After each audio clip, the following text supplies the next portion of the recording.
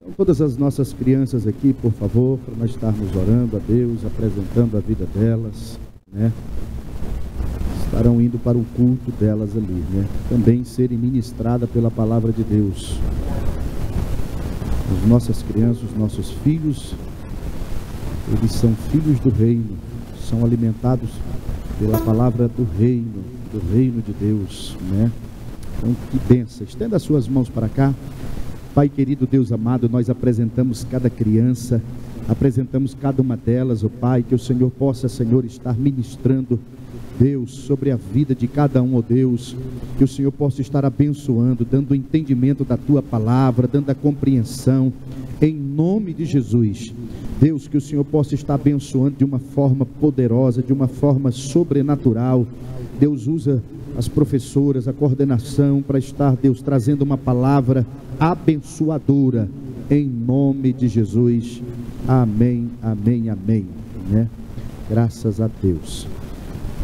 Queridos, Gálatas, capítulo 6, versículo 9, diz assim, Gálatas, capítulo 6,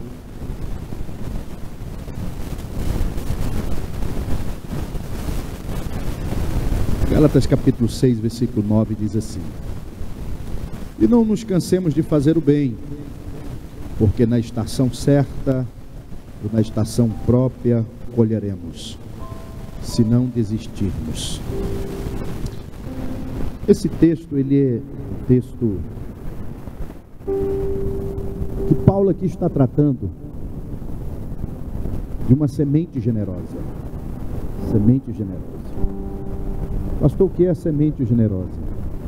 É aquela semente que você investe na vida de alguém. Investimento, tá? É investimento. Você investe na vida de alguém, né? E nós temos aqui uma família aqui na igreja, querido, né? Que está precisando muito da nossa ajuda. Eu gostaria de convidar você que é generoso, você que acredita nessa palavra, olha o peso dessa palavra. E não nos cansemos de fazer o bem, porque na estação própria, na estação certa, colheremos. Querido, tudo aquilo que você investe em pessoas, né? Tudo aquilo que você lança, semeia na vida de pessoas, né? Pessoas de Deus, pessoas certas, Deus, ele te devolve. Deus, ele não fica devedor, não fica devedor. Então, que você nessa noite aqui possa lançar uma semente generosa. Quem sabe através dessa semente algo possa destravar na sua vida, né? Algo possa mudar a tua vida financeira. É assim, querido, o reino de Deus, né? Ele tem situações, certas atitudes de fé que geram milagres inexplicáveis, né? Como pode alguém semear na vida de alguém, de repente alguma coisa acontecer na vida dele? Pode sim, querido. Quem crê, quem confia, quem acredita, é os céus, é o reino de Deus, é Deus é quem faz isso, né? Então, que você possa ter uma colheita abençoada. Você vai estar semeando na vida de uma família de Deus, tá? Uma família de Deus. Então, pegue a sua oferta, pegue a sua semente. Nós temos a máquina de cartão, né? Está aqui à minha direita, à sua esquerda, né? Feche os seus olhos, vamos estar orando a Deus. Pai eterno, Deus querido, nós não nos cansemos de fazer o bem, como diz a Tua palavra. Senhor, não é um peso, não é um fardo, Senhor, ajudar o nosso irmão, ajudar, Senhor, a nossa família, Deus, família cristã. Deus, que o Senhor possa estar usando de misericórdia, Pai, e abençoando poderosamente esta família, que as suas necessidades possam ser atendidas, suas carências possam ser supridas em Ti, ó Deus. Que o Senhor possa estar mudando a sorte, ó Pai, desta casa, deste lar, em nome de Jesus. Deus, os Teus servos que estão aqui semeando, lançando esta semente poderosa, Deus, que o Senhor possa, Senhor, estar, Deus, abrindo as janelas dos céus, as comportas dos céus, e que eles possam estar recebendo o favor do Senhor, em nome de Jesus, em nome de Jesus. Amém, amém, amém. Saia do seu assento, saia do seu lugar, querido, e lance essa semente poderosa, essa semente abençoada, para estar abençoando a vida dessa família, desta casa, deste lar, né? Glória a Deus. Que Deus possa estar te abençoando poderosamente, né? Deus possa estar suprindo as suas necessidades. Todas as suas carências também possam ser supridas em Deus. Graças a Deus. Aleluias, né? Glória a Deus. Glória a Deus. Louvado seja o nome do Senhor. Oh, meu irmão, que Deus te abençoe, viu? Tudo volta, irmão, para a gente. Tudo volta para a gente, irmão. Não adianta. Quando a gente dá com o coração puro, limpo, quando a gente dá com amor, tudo volta para a gente, né? Volta em forma de bênção, de vitória, de milagre, de salvação. Volta em forma de uma conquista. Mas volta, meu irmão. Glória a Deus, né? Graças a Deus. Amados,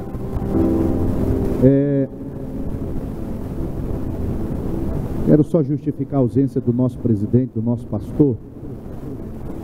Ele está em Minas Gerais, mas o pastor Fabiano e uma comitiva de pastores está ali visitando o campo, ali fazendo a obra, né? Então ore por ele, ore pela comitiva que está o acompanhando, né? O pastor Fabiano está acompanhando. Os irmãos possam estar orando. O nosso presidente está atendendo o campo, está assistindo o campo, né?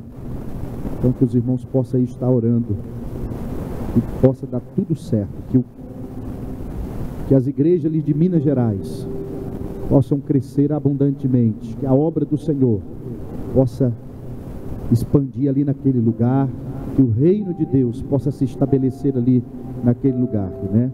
Através do Ministério de Vila Nova, tá? Então, queridos, e eu vou dar aqui os avisos da semana. Amanhã nós temos aí a nossa tarde da vitória. Não deixe de participar, é uma bênção, viu, irmãos? Bênção pura, tá?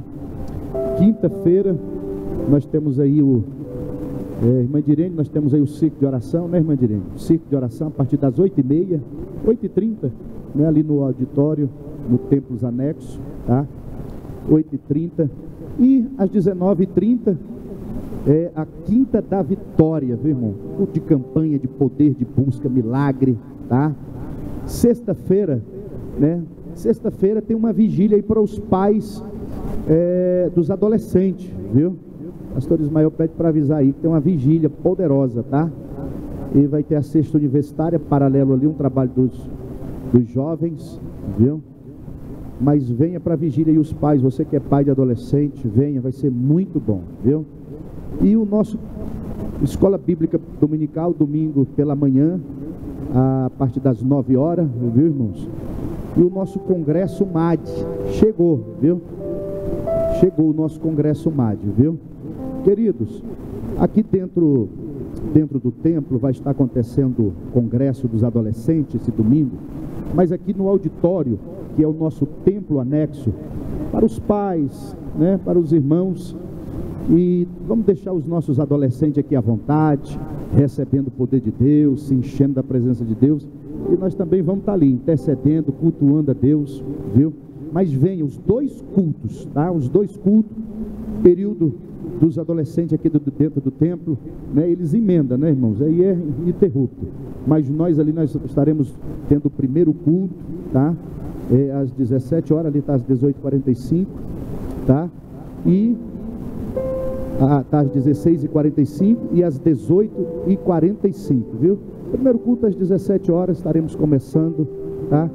Momento de celebração ao nosso Deus, vai ser ali, não falte. O nosso pastor tem uma palavra especial, tá? Para ministrar sobre as nossas vidas. Tem uma palavra poderosa, tá? Ele tem algo aí muito especial para falar conosco, viu? Então não deixe de participar. Muito bem, amados, esses são os nossos avisos. Abra sua Bíblia em Mateus capítulo 15, versículo 21.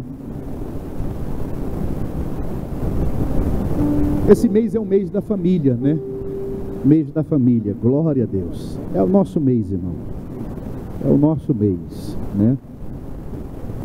É o mês da família. Nós somos família, meu irmão. Nós acreditamos na família. nós investimos na família, né? E família é projeto de Deus. Família é projeto de Deus, né? Famílias fortes, sociedade forte. Sociedade forte, nação forte, né? Glória a Deus. Mas começa pelas famílias, né? Pelas famílias. E famílias fortes, igrejas poderosas, igrejas fortes, né? Porque tudo, meu irmão, parte do princípio da família, da sua casa, viu? Eu creio naquela palavra que Deus ministrou a Abraão: em ti, Abraão, serão benditas todas as famílias da terra. A tua família é abençoada, meu irmão. A tua casa é abençoada, né? O teu lar é abençoado, a tua casa é abençoada, tua família é abençoada, tá? E eu quero falar de famílias, não fugindo da proposta do ensino desse mês, né? Todas as nossas terças-feiras e domingos estaremos falando sobre famílias, ministrando palavras, orações, não fugindo da temática, só que eu quero falar sobre famílias baseado aqui nesse texto aqui do episódio da mulher cananeia, a mulher cananeia. Esse episódio aqui, vamos ler? Então, versículo 22, a partir do versículo 22, tá? Mateus 15, 22. Glória a Deus, diz assim: e eis que uma mulher cananeia, vindo daquelas regiões, gritou ou clamou para ele, dizendo: tenha misericórdia de mim, ó Senhor, filho de Davi. Minha filha está severamente atormentada por um demônio. Mas ele não lhe respondeu uma palavra. E vindo a ele os seus discípulos, pediram-lhe, dizendo: manda embora, porque está gritando atrás de nós. Mas ele, respondendo, disse: eu não fui enviado senão as ovelhas perdidas da casa de Israel. Então veio ela e adorou, disse: Senhor, socorre-me. Ele, porém, respondeu: não é bom tomar o pão dos filhos e lançá-lo aos cães. E ela disse: verdade, Senhor. Ainda assim os cães comem das migalhas que caem da mesa dos seus senhores. Então, respondendo Jesus, disse-lhe: ó mulher, grande é a tua fé. Seja isso feito, seja isto assim como tu desejas. E sua filha ficou sã naquela mesma hora. Só até o versículo 28, Deus abençoe. Deixa a sua Bíblia aberta, né? Deus abençoe, muito obrigado. Quem dera nós tivéssemos duas Bíblias aqui hoje. Mas você, que é prático na Bíblia, você vai lá para Marcos capítulo 7 e marcar esse, porque nós vamos também nos ater a esse texto de Marcos, tá? Nós vamos também tomar ele por base, porque é a mesma história, tá? Marcos capítulo 7, a partir do versículo 24 ao 30, tá? 27, Marcos 7, aí você deixa marcado, nós não vamos ler, mas nós vamos usar esse texto aí de Marcos capítulo 7, a partir do versículo 24 até o 30, tá? Vamos usar o de Mateus 15, do 22 ao 28, e esse de Marcos 7, 24 ao 30, né? Querido, olhando para esse texto, a gente não percebe a beleza desse texto e a profundidade desse texto. A gente lendo, olhando, passando uma vista rápida, a gente não tem a noção da profundidade desse texto. Esse capítulo aqui, ele é um capítulo à parte. Tanto o capítulo 15, quanto o capítulo 7, o capítulo 15 de Mateus, quanto o capítulo 7 de Marcos, somente esses dois evangelistas escreveram sobre esse episódio. Somente ele, nem João e nem Lucas escreveram sobre a história desta mulher. Mas esses dois, eles escreveram sobre a história, registraram sobre a história dessa mulher. E esse capítulo, esse texto, ele é emblemático. Esse texto, esse capítulo, ele é um divisor de águas, né, no ministério de Jesus. No ministério de... Olha só a importância desse texto para Jesus e para os seus discípulos, né? Olha a importância dele. E os dois textos falam da mesma história. Mateus, numa visão mais judaica, ele resume e ele aplica mais dentro de uma visão para os judeus. Marcos, já mais uma visão mais helênica, mais grega, ele dá mais detalhe, ele traz mais informações, ele é mais preciso, né? Você vai perceber na leitura de Marcos que há pontos que Marcos exalta, enaltece, coloca, que Mateus não coloca, que Mateus omite, mas não é porque um omite e o outro aponta que há contradições, que há paradoxo, não. Quem já estudou os evangelhos sinópticos sabe, o evangelho sinópticos é a harmonia dos evangelhos, é a completude dos evangelhos. O que falta em uma história, num evangelho, o outro completa. O outro completa. Então ele se harmoniza, ele se completa, né? Então Marcos e Mateus, eles se completam essa mesma história. E como eu disse, querido, esse capítulo, grave ele no dia que você ouvir uma mensagem, uma pregação, no dia que você lê, ou quando você chegar em casa, você diz: rapaz, esse texto aqui, esse capítulo é um divisor de águas no ministério de Jesus, na vida de Jesus e dos discípulos. Ele é um capítulo importante. Olha por que ele é um capítulo importante, por que ele é um divisor de águas na vida de Jesus. Vamos lá para Mateus capítulo 15, nós vamos revezando entre Mateus e Marcos, vamos lá. O versículo 22 diz que Jesus partiu dali e foi para a região de Tiro e de Sidom. Querido, aqui Jesus está deixando a Palestina. Toda a pregação de Jesus, todo o ensinamento de Jesus se dá na Palestina. A Palestina, na época de Jesus, era dividida em 3 regiões básicas. A Judéia, que era a região mais elitizada dos nobres, dos príncipes, que era a região, a Judéia ficava no leste. Era a região de Samaria. A região de Samaria era a região dos judeus mistos, né?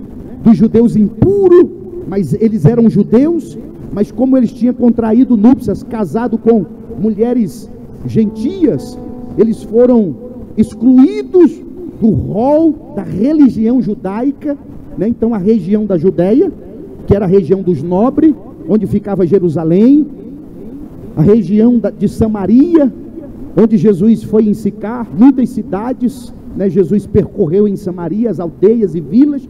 Era uma região mediana, de povo de meia classe. Agora a região da Galileia, que é a terceira região, que é a região dos pobres, dos rejeitados, a região dos desqualificados, né? Era a região da plebe, né? Era uma região jamais marginalizada, é a região da Galileia, é dos pobres mesmo, é dos excluídos. Pode vir alguma coisa boa da Galileia, dessa região, mas Jesus concentrou o seu ministério exatamente na Galileia, dos excluídos, dos rejeitados, daqueles que eram marginalizados. É por isso que Paulo diz que Deus chama as coisas desprezíveis deste mundo para confundir as que são, chama as que não são para confundir as que são. Jesus então ele inicia seu ministério na vida daqueles marginalizados, porque o evangelho dá expectativa de vida para o homem. Glória a Deus.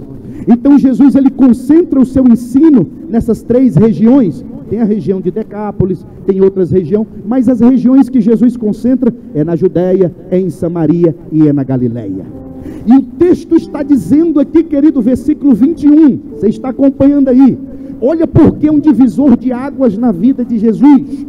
porque Jesus está deixando o seu território, Jesus está deixando o seu arraial, Jesus está deixando a sua região, né?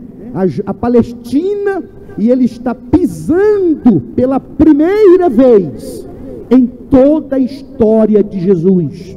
Ele está pisando pela primeira vez em territórios de gentios. Ele está indo pela primeira vez na região de gentios, de pagãos. Jesus está deixando a sua região, o lugar onde ele ministrava, e ele está indo para a região de Tiro e de Sidom, a região dos cananeus, dos fenícios, a região dos gentios. Aí alguém pode aqui se perguntar: pastor, qual a razão, qual o motivo, o porquê que Jesus está mudando drasticamente o lugar do seu ofício, do seu ministério? Porque todo o seu ministério deveria se concentrar na Palestina, né? Porque ele veio para os judeus, ele veio para o que era seu, e agora ele está mudando a rota, ele está mudando o percurso, ele está indo para os gentios. Por quê, pastor? Qual a razão, né? Mateus, ele não afirma, Mateus não afirma o porquê que Jesus está fazendo esta mudança na sua rotina de pregação, na sua rotina de evangelizar. Ele não crava, ele só apenas dá a entender. Provavelmente, como Jesus está no auge do seu ministério público, os opositores de Jesus, da religião judaica, os opositores, tanto religiosos como políticos, está tentando matar Jesus. Então Mateus dá a entender que Jesus está saindo de foco, saindo de cena, porque os seus algozes, os seus opositores, os seus inimigos estão cada vez mais acentuados. Mateus, no capítulo 6, no capítulo 8, dá a entender isso. Mas Marcos é mais preciso. Agora vamos lá no Evangelho de Marcos, capítulo 7. Marcos é mais preciso. Marcos, ele vai dizer, ele começa dizendo que Jesus estava fugindo, ou Jesus não queria ser incomodado. Olha o versículo 24 aí, do capítulo 7 de Marcos. Ele está dizendo que Jesus ele vai para aquela parte de Tiro e Sidom, e ele entra na casa de um moço, ele entra na casa de alguém, para não ser incomodado, porque ele não queria ser visto. Marcos começa a trabalhar o texto dizendo que Jesus não queria sair da popularidade, Jesus não queria ser visto, Jesus queria um momento privativo com os seus discípulos, com ele, ele não queria ser visto por ninguém. Não é isso que está aí no texto? Ele não queria ser visto por ninguém, mas foi impossível não ser visto, era impossível Jesus não ser notado, era impossível Jesus não ser notório aonde ele chegava, embora que às vezes, como disse Marcos, ele não queria ser percebido, não queria ser notado, ele queria ficar no anonimato, mas o texto diz: logo descobriram Jesus. Aleluias, logo descobriram Jesus. Mas Marcos vai começar dizendo que Jesus, ele vai para a região dos gentios, para Tiro e de Sidom, para a região dos fenícios, porque possivelmente ele não queria ser incomodado. Mas aí ele vai entender o propósito, porque que Jesus foi para aquela região. Ele vai entender o propósito, porque Jesus dá uma mudança drástica no seu ministério. Ele vai entender. Olha o versículo 25. Porque ali havia o que? Uma mulher cirofenícia, uma mulher pagã, uma mulher gentia, que estava com um problema terrível. Aonde? Em sua casa. Em sua casa. Marcos é mais preciso, ele é mais categórico, ele diz: olha, Jesus foi para aquela região, porque ali existia uma mulher. E eu vou ser mais preciso ainda, não é porque havia uma mulher, é porque ali havia uma família. Quem atraiu Jesus àquele lugar não foi simplesmente uma mulher, mas foi uma família. Querido, você não tem noção do que Jesus é capaz de fazer pela tua família, pela tua casa, pelo teu lar. E, querido, se olharmos a profecia de Isaías 49, versículo 6, nós vamos entender, porque a profecia de Isaías no capítulo 49, versículo 6 diz que Jesus remiria todas as tribos de Jacó, remiria Israel, seria o remidor de Israel, mas ele também seria luz para os gentios. Ele seria luz para os gentios, para os pagãos, para aqueles que estavam fora de Israel.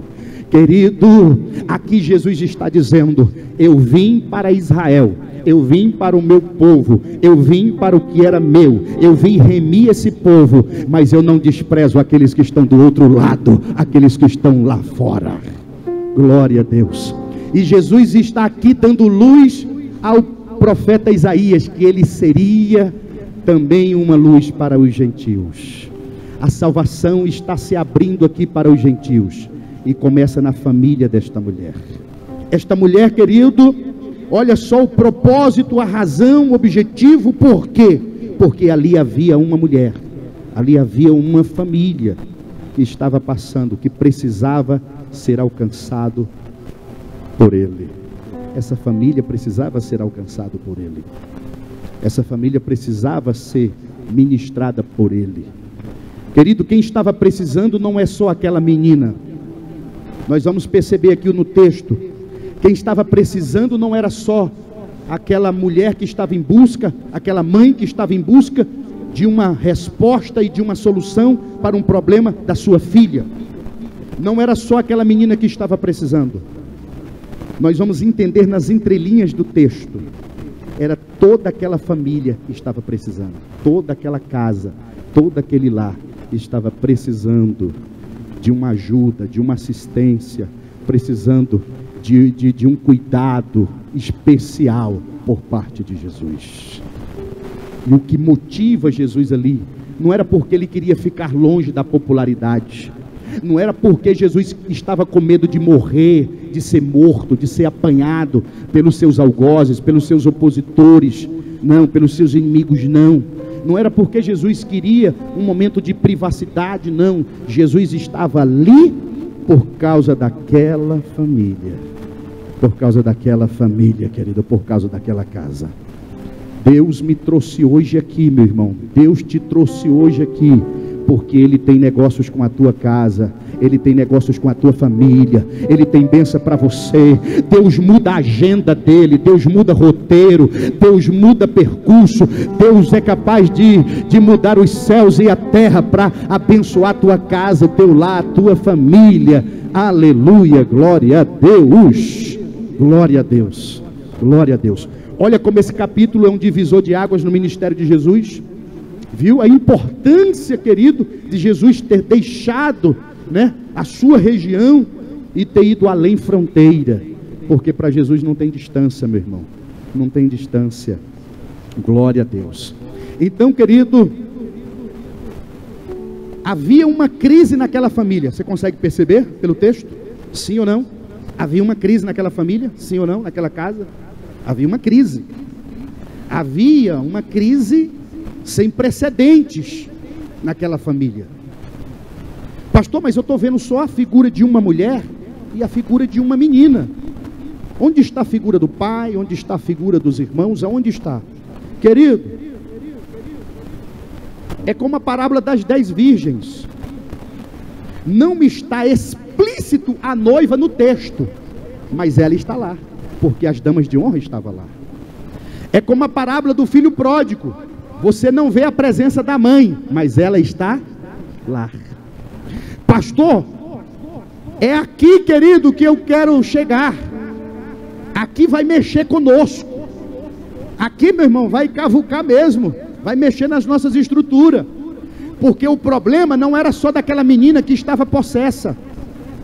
Você vai perceber no texto, o problema não era só daquela menina que estava endemoniada, que estava sobre o efeito, que estava sobre a ação de um inimigo, a ação maligna. Não era só ela, querido, todo lá estava desajustado, todo lá estava em crise, toda aquela casa, meu irmão, estava vivendo uma crise instalada sem precedentes,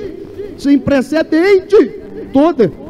Pelo menos eu classifiquei aqui 3 problemas existiam ali naquela casa. Primeiro problema, o lar estava dividido.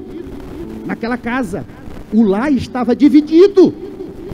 Segundo, aquela casa, o foco estava errado. O foco das pessoas, até da mulher que vai procurar Jesus, o foco dela está errado. Você vai perceber pelo texto. E terceiro, aquela família estava vivendo, ou aquela família estava com feridas na alma, feridas na vida, por causa de um passado que ela ou que eles haviam vivido. Haviam feridas abertas na alma daquela família. Então, olha, 3 problemas nós podemos perceber pelo texto. Pelo texto aqui. Primeiro, o lar estava dividido. Por que, pastor, o lar estava dividido? Irmãos, olha o versículo 22 de Mateus 15. Olha lá, agora o versículo 22. Nós saímos do versículo 21. Olha o versículo 22 de Mateus 15. Querido, uma mulher cananeia, ela sai procurando ou buscando Jesus. Uma mulher cananeia sai procurando, buscando ajuda em Jesus. Amados, dos 35 milagres escritos nos evangelhos, 4 está relacionado a mulheres. 4, só 4 está relacionado a mulheres. Dos 35 milagres registrado, tem outros milagres que a Bíblia diz que se fosse registrar os livros do mundo não cabia, mas dos 35 milagres que está registrado na Bíblia, 4 está relacionado a mulheres. Primeiro, a cura da sogra de Pedro. Segundo, a ressurreição do filho da viúva de Naim. Não é do Naim, a gente pensa que é do Naim, de Naim, ou da cidade de Naim. Terceiro, a ressurreição das irmãs de Lázaro. E em quarto lugar, a cura da filha desta mulher. Nesses 4 episódios relacionados à mulher, você não percebe nem no texto a figura do esposo e do marido. Eu disse que o negócio vai ferver hoje aqui. Você não percebe a cura da sogra de Pedro. Aonde estava o sogro? A cura ou a ressurreição do filho da viúva da cidade de Naim. Lógico, estava morto. Onde estava Lázaro? Quando as irmãs foram procurar Jesus, estava doente. Beleza, provavelmente o sogro de Pedro já havia morrido. É de se perceber. Então a gente não justifica, né? Não justifica. O filho da viúva de Naim também já tinha morrido. Lázaro estava enfermo. Mas, amado, olha aqui o tanto que é sério. Aonde está a figura deste pai? A figura deste pai. Onde está a figura desse pai? Você sabia, querido, que a ausência de qualquer um dos cônjuges na família A anulação de qualquer um dos cônjuges na família pode causar rupturas e crises irreparáveis. A ausência, quer ver? Vamos para a Bíblia. A ausência de Adão na vida de Eva levou ela a cometer um dos maiores erros da sua vida. Onde estava Adão quando ela estava conjecturando, planejando, desobedecer a Cristo? A ausência de Adão, porque Adão estava lá para cuidar, Adão estava lá para proteger. Quer ver? Vamos lá mais. Querido, em 2 Reis, capítulo 4, versículo 8, é clássico, a gente conhece a história da mulher não sulamita, mas sunamita. A ausência ou anulação da ação da figura dele na família só não causou um estrago terrível por causa da bondade e da misericórdia de Deus, mas o texto diz que a ausência dele, o distanciamento dele no lar, na casa, nas ações da família, como sacerdote, como liderança, quase comprometeu aquela família. Está lá, porque a sunamita é quem fazia o rancho dos profetas, ele não se interessava em fazer o rancho para os profetas. Era a sunamita que, quando o filho adoecia, era ela que orava, que buscava a Deus, que buscava o profeta.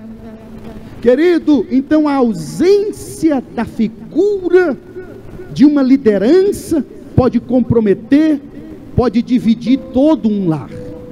Esse lar aqui está dividido porque a mulher está buscando algo, e se numa família clássica desta época, o homem está aqui buscando, sabe lá Deus o que? Outra coisa. A mulher está interessada em resolver o problema da família, mas a figura masculina aqui do homem não consegue, não consegue resolver. O lar aqui está dividido, o lar está rachado. Enquanto um pensa nos céus, o outro pensa na terra. Enquanto um tem a mente de Cristo, a mente do outro está no mundo. Enquanto um está buscando a Deus, o outro está buscando as coisas para si. E fica esse jogo, esse lar dividido, fica essa situação complicada e delicada. Querido, todo lar dividido, Jesus ele foi bem claro: toda casa dividida não subsiste, não subsiste, não tem como se fundamentar. Mas, querido, nesta noite, que você possa pensar no seu papel, na sua missão, na sua função. A ausência de qualquer um dos cônjuges, não é só do esposo, da esposa também, não é só do homem, da mulher também. Na parábola do bom samaritano, na parábola do filho pródigo, a ausência daquela mulher, a ausência dela ali no lar, olha o que gerou, olha o que aconteceu.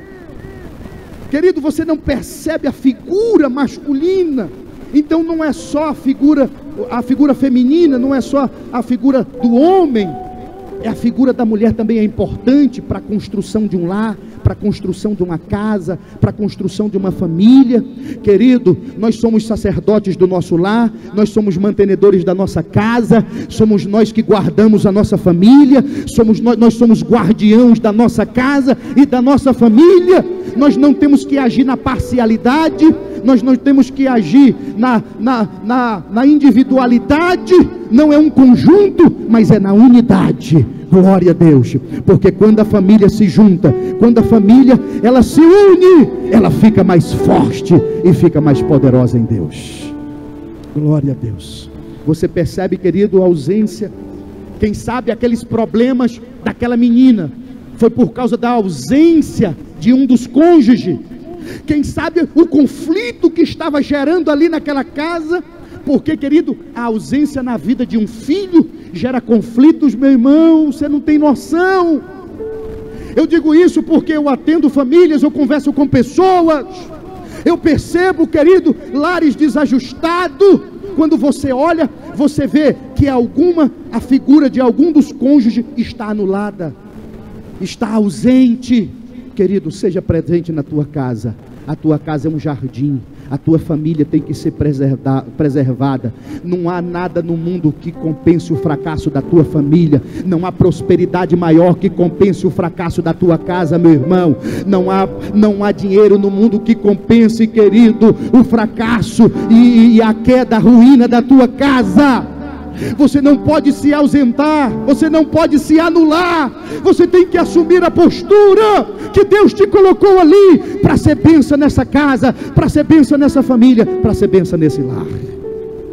Glória a Deus, glória a Deus. Querido, olha só, se o lar estava dividido, você vê um buscando uma coisa, você percebe aqui alguém buscando outra, e alguém não buscando nada. O lar dividido. Querido, vamos nos unir forças.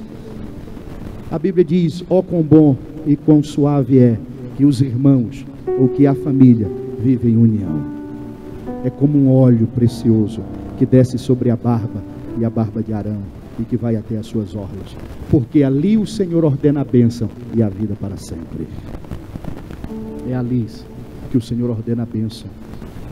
É na tua casa, meu irmão, que o Senhor ordena a bênção. Não tire o olho da tua casa, não baixe a guarda, meu irmão, não baixe a guarda. Fica atento a tudo, meu irmão, fica antenado, ligado na tua casa, o que é que está acontecendo, qualquer mudança, qualquer alteração.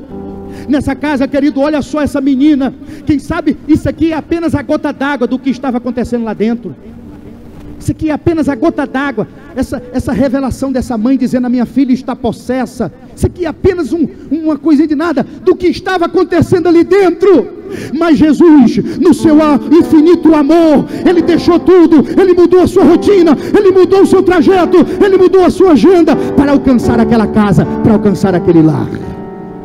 Aleluias, aleluias, glória a Deus. E olha, você percebe aí, olha no versículo 22 ainda, no versículo 22, ali era uma casa sem foco correto, sem um foco certo, não tinha um foco certo, quer ver? Percebe no versículo 22, não tinha um foco certo. A mulher, ela está clamando, ela está gritando, para quem? O que diz aí no texto? Para quem? Ela está dizendo: Senhor, filho de Davi, tem misericórdia de mim.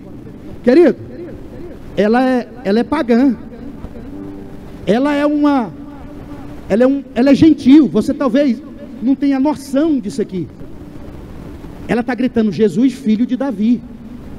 Pastor, o que isso implica para nós aqui hoje? Não implica em nada, mas nessa época aqui, meu irmão, tinha implicações e fortes, porque só quem tinha autoridade para falar filho de Davi era quem era descendente de Abraão.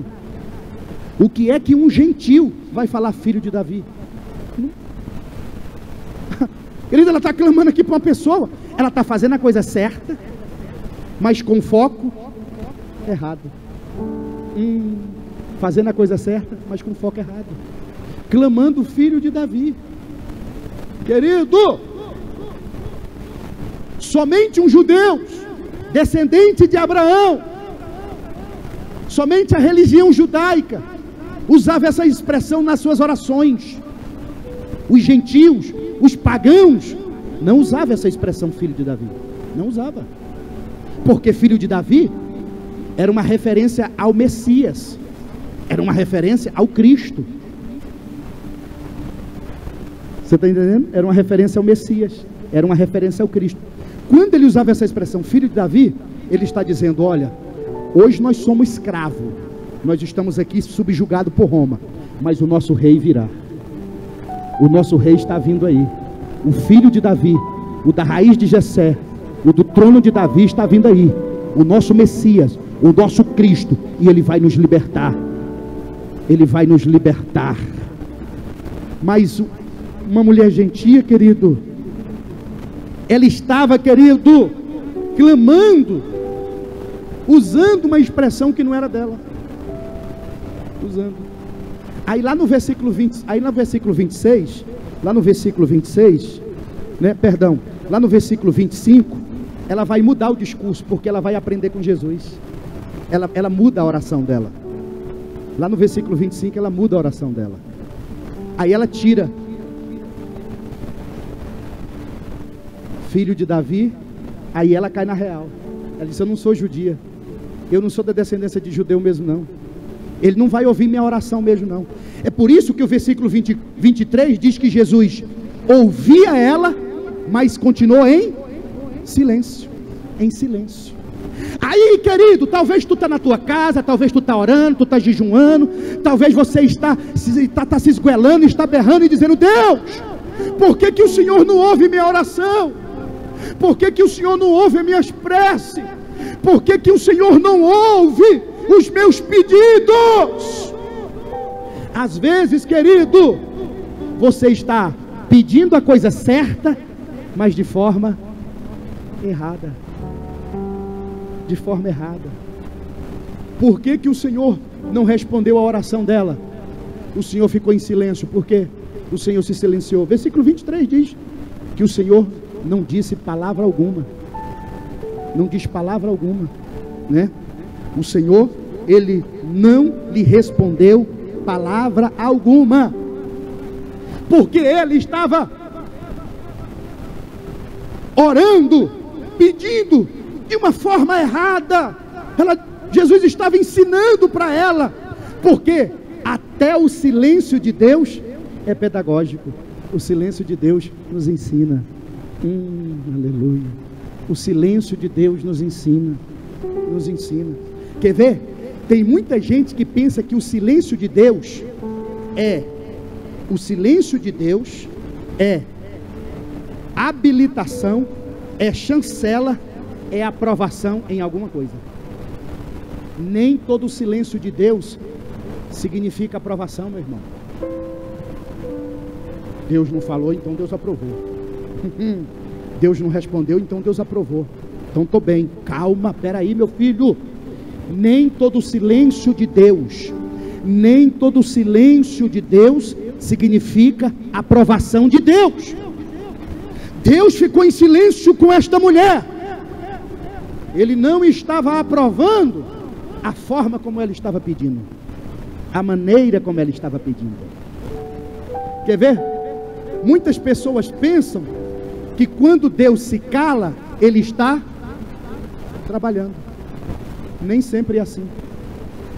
Nem sempre é assim. Nem sempre quando Deus se cala, como diz aquela música, aquele hino, Deus está trabalhando. Às vezes Deus se silencia, Deus se cala para trabalhar. Sim, para trabalhar em nós, através de nós, e para trabalhar por nós. Mas às vezes, meu irmão, Ele se silencia para nós aprendermos alguma coisa, para nós tirarmos alguma lição, para nós aprendermos a lição da espera. Opa, aguarda, a calma, da paciência. Essa mulher está clamando, filho de Davi, mas Jesus está dizendo: olha, tu não é gentia, tu não é judeus, você é gentia. Não é assim, não é assim. Ah, pastor, por que então que eu estou orando, estou jejuando, estou clamando, estou buscando e nada parece que está acontecendo na minha vida? Meu irmão, faça uma revisão dos seus conceitos, faça uma análise dos seus conceitos, faça uma introspecção lá na alma dos teus conceitos, dos teus pedidos. Quem sabe esse pedido aí, é por isso que Tiago 4,3 diz que Deus, o homem pede e não recebe porque ele pede mal. Por que ele pede mal? Porque ele pede para a sua própria glória. Às vezes o que tu está pedindo não vai glorificar a Deus, e Deus não dá nada para o homem que não seja para a glória dele. Deus não dá nada para o homem que não seja para a glória dele. Meu irmão, saiba pedir, buscar a Deus da forma certa. Olha, essa mulher, ela estava com foco errado. O foco dela estava errado. Mas ela aprendeu com o silêncio de Jesus. O silêncio de Jesus foi tão profundo que incomodou os apóstolos, incomodou os discípulos. Eles disseram: Senhor, tem uma louca aí, varrida, gritando atrás de nós. Tem uma mulher desesperada aí. Manda ela embora. Só que a concepção mais compreensiva é essa. Os apóstolos aqui, os discípulos, não está sendo indiferente com essa mulher. Não, apesar dela ser judia, apesar dela ser estrangeira, apesar dela ser uma pagã. Eles não estão... O entendimento aqui do texto não é esse. O mais provável é que os apóstolos estão dizendo: Senhor, esse teu silêncio está tão mórbido, está tão... que está nos incomodando. Faz alguma coisa por essa mulher e manda ela embora. Atende essa mulher e despede. Mas atende ela, porque esse teu silêncio está me deixando. Tem hora é assim, querido, que Deus se cala para que nós possamos aprender grandes coisas, grandes lições, para que nós possamos avaliar, rever os nossos conceitos, rever as nossas motivações. Talvez tu está fazendo a coisa certa de maneira errada. Ei, Jacó fez a coisa certa. Ele comprou a primogenitura. Aonde que está o erro nisso? Esaú queria vender. Queria ou não queria? Ele fez a coisa certa. Ele não usurpou, ele não roubou, ele não provocou. Ele disse: como é que é? Você quer vender? Se você quiser vender, eu compro. Ele estava fazendo a coisa certa, mas de maneira errada. Qual foi a maneira errada? Deus já tinha a bênção para ele. Era para ele esperar, era para ele aguardar. Que o primogênito escolhido por Deus não era Esaú, era Jacó. Não precisava ele comprar, não precisava ele gastar o dinheiro, não precisava ele ser daquele jeito. A bênção de Deus ia chegar na vida dele. Glória a Deus, meu irmão. Aquilo que Deus tem para a tua vida, para a tua casa, para a tua família, Deus vai chegar. Quem sabe a tua motivação está sendo errada. Quem sabe as tuas convicções estão sendo erradas. Mas essa mulher, ela disse: Senhor, socorre-me.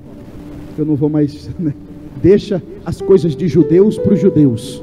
Senhor, socorre-me. Socorre-me. Aí ela entrou no foco certo, porque ela estava no foco errado.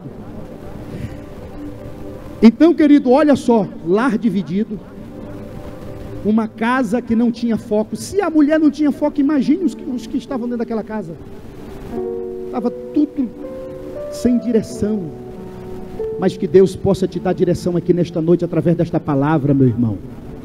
O maior interessado em abençoar a tua casa é Deus, mais do que você, mais do que eu, mais do que a mim.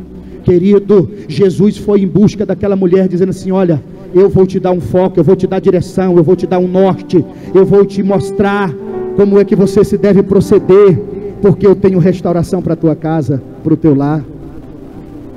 Eita, olha aqui, e em último lugar, aquela família vivia com feridas expostas, situações ainda por resolver. Aquela família, versículo 26, é claro. Jesus chega para ela e ele usa uma metáfora. Ele usa uma figura de linguagem do pão e da mesa. Uma figura de linguagem. E ela entendeu. Porque naquela casa tinha feridas expostas, que o tempo não cicatrizou, que o tempo não curou, que o tempo não sarou. Aliás, querido, o tempo, ele só cura queijo mesmo. As emoções, as nossas situações que ainda está por resolver, não cura não. Pastor, então essa mulher nessa casa tinha feridas, que estava exposta, tinha. O que estava machucando ela não era só a filha dela endemoninhada. O que estava machucando aquela casa, aquele lar, não era só a sua filha que estava sendo sujeitada por um espírito maligno. O que mais machucava ela, Jesus foi na ferida, meu irmão. Jesus sangrou, Jesus abriu mais a ferida. Porque Jesus usa a figura de linguagem do pão e da mesa. Do pão e da mesa. Não é lícito pegar o pão dos filhos e dar para os cachorrinhos. Ó, a metáfora. Pastor, mas isso aqui representa os judeus e os gentios. Sim, sem dúvida. Representa os judeus e os gentios. Só que isso vai muito mais além. Jesus vai muito mais além. Jesus não queria apenas mostrar a qualidade dela, porque para os judeus, os gentios eram como animais. Era tido como animais. Lembra de Atos 10?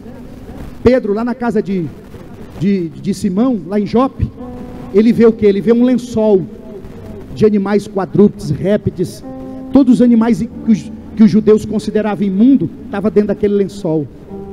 E aí ele ouviu uma voz: Pedro, mata e come. Qual foi a resposta de Pedro? Senhor, faça isso não. Eu não coloco coisa imunda na minha boca. Eu não coloco coisa impura na minha boca.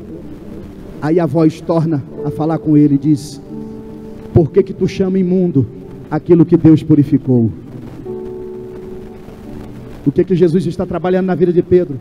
Está quebrando o exclusivismo, está quebrando um paradigma, porque ele achava que só os judeus eram merecedor da graça salvadora de Deus. E Deus estava dizendo para ele, aquela voz: ó, vai vir um gentil aí, viu? E a salvação, eu já purifiquei eles. Então, querido, aqui não é só um entendimento que judeus é os filhos e os gentios são os cachorrinhos, são os animais, que o pão é para Israel e que as migalhas, se sobrar, é para os gentios. Não. E Jesus também não está chamando essa mulher de cachorrinha, não. Já vi dizer, oh, Jesus chama, nunca. Jesus está trazendo, querido, algo na vida daquela mulher. Por quê, pastor? Jesus está trazendo algo dos seus antepassados. Se você abrir a sua Bíblia lá em Juízes capítulo 1, você vai entender. Juízes capítulo 1, versículos 5, 6 e 7. Os antepassados desta mulher. Essa mulher era da região de Canaã. Ela era cananeia. Os antepassados dela, meu irmão, o que eles faziam? Eles pegavam os seus vencidos. Ele pegava os reis, os poderosos lá da Cananeia, lá de Canaã, que era a região dela. Pegava os vencidos e o que eles faziam? Eles colocavam amarrado na mesa, no pé da mesa, e dava migalhas para eles, alimentava, cortava os polegares deles, cortava os dedos polegares para eles não mais pegar na espada, e colocava amarrado com eles. Todos os vencidos, todos os inimigos dos descendentes desta mulher fazia isso. Pegava aqueles que eram cativos, seus escravos, os vencidos, e colocava na mesa, amarrava. Está lá escrito, querido, Adoni-Bezeque, o rei dela fazia isso. Jesus então está tocando numa ferida histórica dela. Jesus está tocando em algo dela, dizendo: olha, o teu rei fazia assim, os seus ancestrais faziam assim, tratava os seus vencidos com migalhas, tratavam com sobra, eles eram amarrados em mesas e comia. Está lá em Juízes capítulo 1, depois você lê em casa. Aí alguém diz: ah, por que Jesus falou isso? Por que Jesus falou? Porque Jesus conhece o teu passado, Jesus conhece, meu irmão, a tua vida, e Ele veio hoje aqui para trazer cura, para trazer restauração. Jesus estava restaurando as feridas que estavam abertas na vida daquela mulher. Aquela mulher olhava para ela e dizia assim: o meu povo foi mau, foi cruel, nós dávamos migalha. Senhor, o meu povo tratava os seus inimigos e os seus vencidos assim. Eu me sujeito como eles, eu também como das migalhas. Aleluia. Eu também me sujeito, eu também me rebaixo, eu também vou lá embaixo, Jesus, querido, aquela mulher, ela imaginava: olha, nós estamos aqui, mas um dia nós fomos cabeça de nações. Eles eram cabeça de nações, eles eram os poderosos, e eles faziam assim. Agora ela está recebendo um troco de Jesus, e Jesus trabalhando nela, glória a Deus. Agora olha a informação de Marcos, só Marcos traz essa informação, capítulo 7, versículo 29. A cura daquela mulher estava na fala. A cura daquela mulher estava na fala. Ei, outro detalhe que eu aprendo aqui: Primeiro, antes de Jesus curar a filha dela, Jesus queria primeiro curar ela. Ai, rapaz, você não está entendendo. Às vezes a gente fica pedindo: Senhor, cura o meu filho, salva o meu esposo, e a gente está doente. Senhor, faz isso, faz aquilo, e a gente está doente. Senhor, o Senhor não me ouve, o Senhor não me atende, e a gente está doente. Querido, antes do Senhor fazer a cura dentro da tua casa, Ele quer fazer primeiro em você. Em você. Olha o versículo 29 aí do capítulo 7 de Marcos. O que que Marcos está dizendo? O que que Marcos está falando, querido? Olha, isso aqui é tremendo. Marcos está dizendo: então ele disse-lhe, por causa dessa palavra, por causa dessa palavra, qual foi a palavra? Está no versículo 28. Senhor, mas os cachorrinhos comem das migalhas que caem da mesa dos seus senhores. Os meus ancestrais, os meus antepassados, eles eram senhores, nós éramos senhores, mas hoje eu me considero como escravo. Eu me humilho aqui, porque eu preciso ser curada, eu preciso ser restaurada, eu preciso ser restaurada. Aleluia. E aí Jesus, por causa dessa tua palavra, mulher, tu está sendo curada, e a tua filha agora, olha o versículo 30 aí de Marcos 7, olha o versículo 30, e quando tu chegar na tua casa, a tua filha vai estar curada, curada, curada, curada, restaurada, santificada. A tua casa, o teu lar, a cura não foi só para aquela mulher. Eu creio que alcançou o seu esposo, alcançou a sua filha, alcançou ela, alcançou a sua casa, alcançou o seu lar, alcançou toda a sua casa. Se coloca de pé, querido, em nome do Senhor Jesus. Em nome do Senhor Jesus. Oh, aleluias. Querido, olha como estava o lar desta mulher, como estava a casa dessa mulher. Filha endemoninhada, pai ausente, uma mulher aflita, temerosa, um lar desajustado, um lar dividido, foco errado, feridas, hematomas naquela casa, não era só espiritual, não, mas Jesus entrou naquela casa, Jesus trouxe esperança, Jesus mudou a história. Jesus vai mudar a tua história, meu irmão. Jesus vai mudar a tua casa. Coloca a mão no teu coração. Essa palavra é para você aqui hoje. Aleluia. Essa mulher, querido, ela foi decisiva na restauração completa da casa dela. Você vai ser um instrumento de Deus para também, querido, aleluias, você será um instrumento de Deus dentro da tua casa, dentro do teu lar, dentro do teu lar. Essa mulher, ela foi perseverante. Essa mulher, ela foi perseverante, querida, ela perseverou. Ela deixou um exemplo de perseverança. Não desista não, meu irmão, não desista. Não desista. Seja paciente. Seja paciente. Essa mulher, ela foi paciente. Seja paciente. É por isso que Paulo diz em Romanos 12:12: alegrai-vos na esperança, persevere em oração e sede paciente na tribulação. Aí eu aprendi, querido, que tribulação aqui é hospital, que tribulação é ambulatório. Querido, não queira ser mestre, não queira ser doutor, seja um paciente, que Deus está cuidando de você, que Deus está tratando de você. Paciente, a gente quer ser médico, a gente quer ser doutor. Seja paciente, meu irmão. Paciente mesmo, no sentido de médico, de ambulatório. Seja paciente, né? Fique lá, receba as medicações certas, cumpra as dosagens certas, vai na tribulação, meu irmão, seja paciente, porque tribulação para crente, meu irmão, é ambulatório, é hospital, é conserto. Aleluias, glória a Deus. Feche os seus olhos. Pai querido, Deus eterno, Pai, nós estamos aqui orando por famílias, meu Deus. Quem sabe veio aqui, meu Deus, está vivendo, meu Deus, lares desajustados, o lar está dividido, meu Pai. Quem sabe, meu Deus, o foco está errado. Pai querido, quem sabe, meu Deus, famílias que estão com feridas na alma, como essa mulher, Deus. Pai, como essa casa, como essa família. Quem sabe aqui lares estão, meu Deus, vivendo, meu Deus.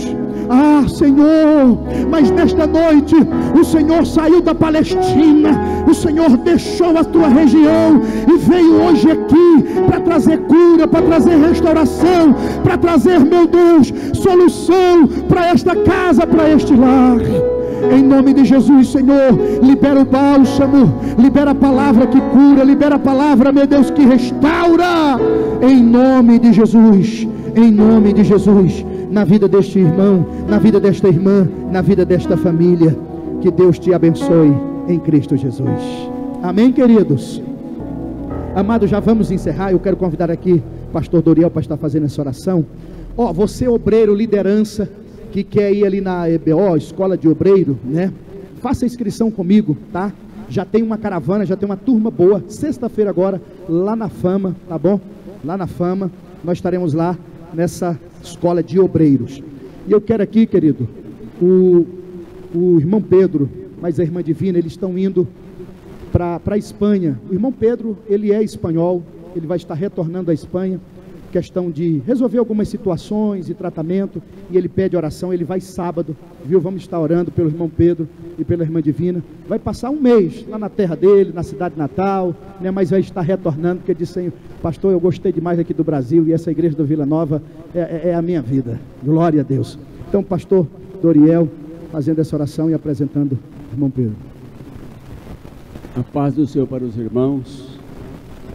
Pastor Charles, com esta palavra, me trouxe à memória 65 anos atrás. 65 anos atrás. Talvez ninguém de nós aqui teve a experiência de ver uma pessoa horrivelmente endemoniada. Eu tinha mais ou menos 7 anos de idade e tinha uma família perto da nossa casa, e eles tinham uma filha horrivelmente endemoniada. E minha mãe não deixava nós irmos lá para ver. Mas eu, criança, né, curioso demais e desobediente, eu tive a oportunidade de ir lá naquela casa. E eu vi aquela jovem horrivelmente endemoniada sair da cama e subia nas paredes. E subia nas paredes. Isso nunca saiu da minha cabeça, da minha mente. Então, nós temos que ter cuidado, vigilância. O demônio não brinca, né? E nós, como família, como povo de Deus, que conhece o Evangelho, devemos ser vigilantes. Vamos agradecer a Deus por esta palavra. Amado Deus e nosso eterno Pai, muito obrigado, Senhor, por estarmos aqui na Tua casa, Te cultuando, aprendendo da Tua palavra. Pai amado, nós queremos Te agradecer pela vida do pastor Charles, na ministração, ó Pai amado, da Tua palavra a esta igreja. Continua abençoando ele e a sua família. Pai amado, nós queremos colocar nas Tuas mãos a cada lar, cada família diante do Senhor, e implorar a Tua graça, a Tua misericórdia, a Tua bênção sobre cada um, ó Pai. Sobre aqueles, ó Deus amado, que estão com a responsabilidade, ó Deus, de criar a Tua família no temor do Senhor.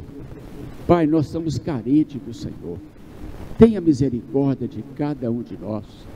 Continue, Pai, nos sustentando e nos dando fé suficiente para entender o Teu senhorio nas nossas vidas.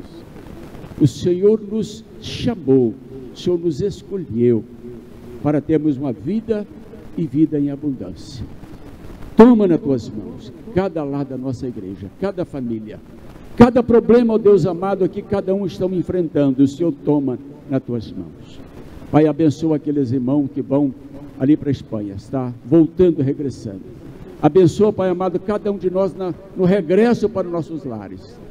Nós entregamos nas Tuas mãos as nossas vidas, confiando, ó Pai, firmemente no propósito da Tua guarda, da Tua proteção sobre nossas vidas. É a oração que fazemos, agradeço, Senhor, por tudo, e o fazemos em nome de Jesus. Faz assim com a sua mão. Que a graça do nosso Senhor e Salvador Jesus Cristo, o amor de Deus nosso Pai, a comunhão e a consolação do Espírito Santo, seja com todo o povo de Deus, desde agora e para sempre. Todos digam...